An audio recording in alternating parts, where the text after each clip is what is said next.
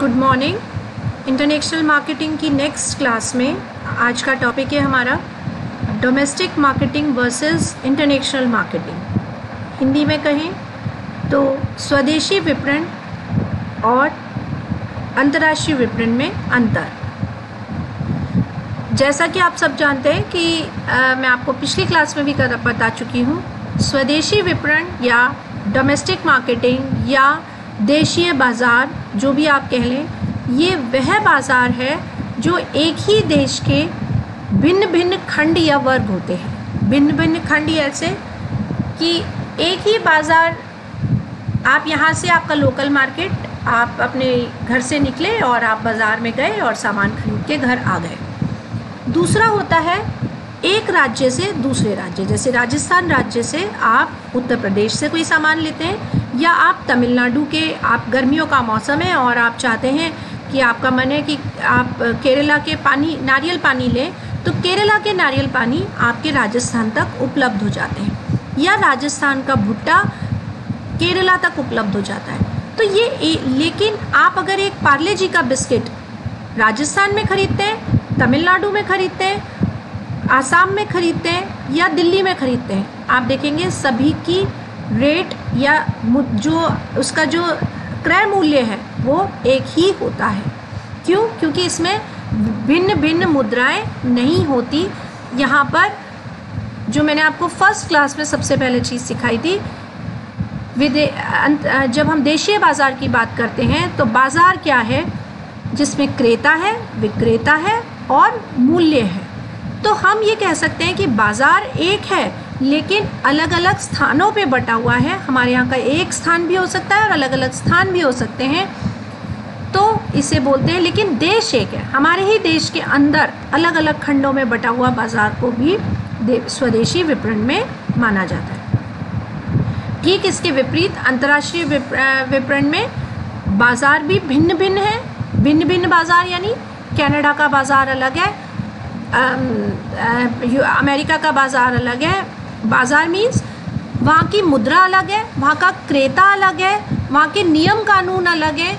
वहाँ जैसे हमारे देशीय बाज़ार में एक जीएसटी लगती है और पूरे देश में हमारा मूल्य सेम रहता है, लेकिन वहाँ पे बाज़ार सेम है, बाज़ार अलग अलग है और उनके बाज़ारों के भी खंड अलग अलग है, हर देश के अलग अलग राज्य। तो अंतर्राष्ट्रीय विपणन बहुत बड़े भाग में बटा हुआ है। सेकेंड पॉइंट है, इसमें विपणन नियंत्रण कार्य सरल हो जाता है, क्योंकि केंद्रीय सरकार, सभी राज्य सरकार, जितने भी राज्य सरकार हैं, उनको जो नियम कानून बताती है या जो जीएसटी है, जो वैट है, ये सब पूरे बाज़ार में, पूरे देश में एक ही लगता है। इसीलिए इसे एक ही बाज़ार और उसके खंडों तक सीमित माना जाता है। इस विपणन में क्या होता है, नियंत्रण का कार्य जटिल है, क्योंकि विपणन पर विभिन्न घटकों, जैसे कि हर देश का, मैंने आपको बताया, एक ही आपका प्रोडक्ट है। फॉर एग्जांपल आपका एक प्रोडक्ट है, आप एक बहुत अच्छे टेक्सटाइल की बात अगर हम कर लें तो आप एक सांगानेरी प्रिंट के बहुत अच्छे, जयपुर का आपने देखा होगा Sanganeri print, Bagru print, block printing के कपड़े आप बनाते हैं, कॉटन के कपड़े बनाते हैं।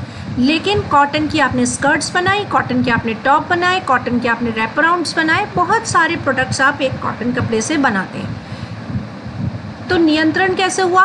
क्योंकि हर देश का धर्म अलग है, संस्कृति अलग है।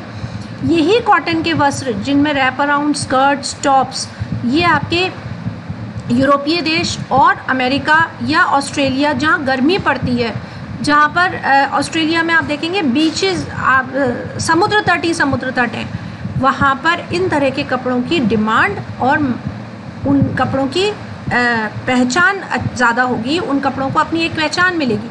लेकिन यही ठीक विपरीत इसके अगर हम मुस्लिम कंट्रीज़ में देखें तो जैसे सऊदी अरेबिया है, जितनी भी अरेबियन कंट्रीज़ है, वहाँ पर ये स्कर्ट टॉप अलाउ नहीं होंगे। तो वहाँ का धर्म, कानून, संस्कृति, ये सब एक साथ मिले हुए हैं। फिर आता है राजनीति। दो देशों में आपस में मनमुटाव होता है, आपस में राजनीतिक संघर्ष होता है, या राजनीति के रूट अगर हम उस पर देखें तो आपने देखा होगा, एक एग्जाम्पल के तौर पे बताऊं, जब हमारे बहुत अच्छे रिश्ते होते हैं तो हमारे पाकिस्तान और भारतवर्ष में आपने देखा होगा बहुत अच्छा माल आयात और निर्यात चलता है। लेकिन जैसे ही हमारे यहाँ पे कुछ जरा सा सीमा पार पे अगर हमारे कुछ भी थोड़ा सा ऊपर नीचे होता है तो इमीडिएटली सबसे पहला इफेक्ट किस पे आता है? आयात निर्यात पे। तो इमीडिएटली व्यापार बंद कर दिया जाता है। तो जिनका माल आना है या जिनका माल जाना है वो तो बीच में रुक जाता है। तो अंतर्राष्ट्रीय विपणन पे नियंत्रण करना बहुत मुश्किल होता है। हमारे हाथ में नियंत्रण नहीं है, नियंत्रण बहुत सारे चीज़ों पे और भी प्रभाव डालता है।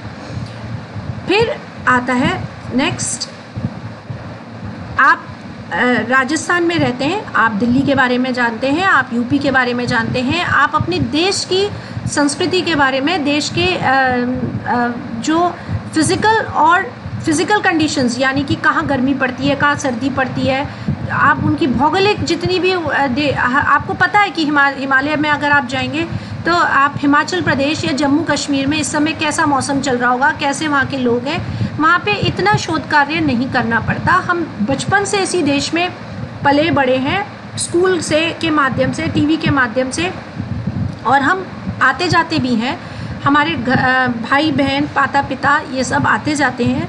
तो हमें बहुत सारी अपेक्षाकृत जानकारी बहुत अच्छी होती है। हमारे स्वदेशी विपणन करने में ये चीज़ें आसान होती हैं। आपको पता है कि केरल में इस समय मॉनसून आ चुका होगा और केरल में इस समय हमारे को कुछ भी सामान बेचेंगे तो वो किस चीज़ की मांग ज़्यादा होगी, किस चीज़ की मांग कम होगी। लेकिन अंतर्राष्ट्रीय विपणन में हमें जानकारी का बहुत अभाव होता है। तो आप जब भी कभी कोई निर्यात करते हैं या आप निर्यात कार्य शुरू भी करते हैं तो उससे पहले एक शोध आवश्यक है। शोध यानी कि वह देश कैसा है, उस देश की जनता की क्या मांग है, क्या उनको ज़्यादा डिमांड किस चीज़ की ज़्यादा रहती है, वहाँ पे ये ज़रूर शोध करना बहुत ज़रूरी होता है। फिर जैसा कि ऊपर के पॉइंट पे हमने पढ़ा, वहाँ की धर्म, संस्कृति, कानून, राजनीतिक समीकरण, ये सब आपको पता होना बहुत ज़रूरी है। इसके लिए आपको पहले शोध करना आवश्यक है।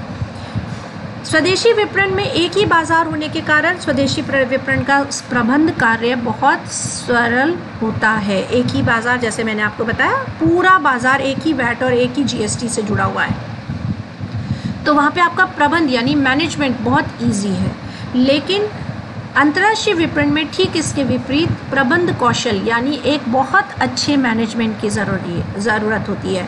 इसीलिए मैंने आपको पहले जब फर्स्ट क्लास में इंट्रोडक्शन में बताया था कि अंतर्राष्ट्रीय विपणन अकेले करना थोड़ा सा जोखिम भरा और मुश्किल होता है। इसके लिए आपको बहुत सारे लोगों की प्रबंधकीय कौशल के साथ साथ बहुत सारे लोगों की सहायता ज़रूरत पड़ती है। जैसे दलाल, मैंने आपको बताया था विभिन्न प्रकार के दलाल, और ये हम आगे की क्लासेस में भी पढ़ेंगे। तो ये प्रबंध कौशल में हमको मदद करते हैं। इसके बाद नेक्स्ट पॉइंट आता है आपका ग्राहक संतुष्टि और अधिक विक्रय को ध्यान में रखकर उत्पाद मिश्रण बनाया जाता है। आप फर्स्ट पेपर में पढ़ रहे होंगे फैशन साइकिल। आप देखते हैं उसमें कोई भी वस्त्र जब पहली बार मार्केट में लॉन्च किया जाता है तो उसका बहुत थोड़ा सा प्रोडक्ट इंट्रोडक्शन यानी कि उसका मार्केट में उसको नया उतारा जाता है। जब देखते हैं कि ग्राहक की संतुष्टि बहुत अच्छी है, और ये ग्राहक की संतुष्टि स्वदेशी विपणन में इसलिए ईजी है पता करना क्योंकि आपने बाज़ार से कुछ सामान लाए और आपने इमीडिएटली 2 दिन बाद अगर आपको पसंद आया एक उपभोक्ता होने के नाते, तो आप अपने रिटेलर को जिससे आपने ख़रीदा है माल उसको जाके बताएंगे कि भैया इसके दूसरे कलर्स भी देना क्योंकि ये बहुत अच्छा लगा हमको। तो वो इमीडिएटली ये बात किसको बताएगा? होलसेलर को कि मांग की डिमांड आ रही है, वो और सामान मंगाएगा। होलसेलर किसको बताएगा? अपने पूरे बड़ा जो डीलर, देश का डीलर होता है, और डीलर किसको बताएगा? उत्पादक को। तो ये चेन फटाफट चलती है और विक्रय अधिक बढ़ जाता है। और नए आपने देखा होगा, एक बार जब फर्स्ट टाइम आप कोई चीज़ खरीदते हैं तो उसके 2 या 3 रंग मिलते हैं, लेकिन जब आप अगली बार खरीदने जाते हैं और आपको पसंद आने लगता है तो आपको उसी के 6 कलर, फिर धीरे धीरे 12 कलर। तो उत्पाद मिश्रण यानी वेराइटीज़ बहुत सारी बहुत जल्दी उतारी जा सकती हैं एक उत्पादक होने के नाते। लेकिन विदेशी बाज़ार में उत्पाद मिश्रण पहले से ही निर्धारित किया जाता है। आप निर्यात एक बार जब आप कर देते हैं उसमें एक बहुत लंबा प्रोसेस होता है, आप दोबारा से उस निर्यात को नहीं कर सकते जल्दी से, इसीलिए उसमें टाइम लगता है। तो उत्पाद मिश्रण पहले से निर्धारित होता है।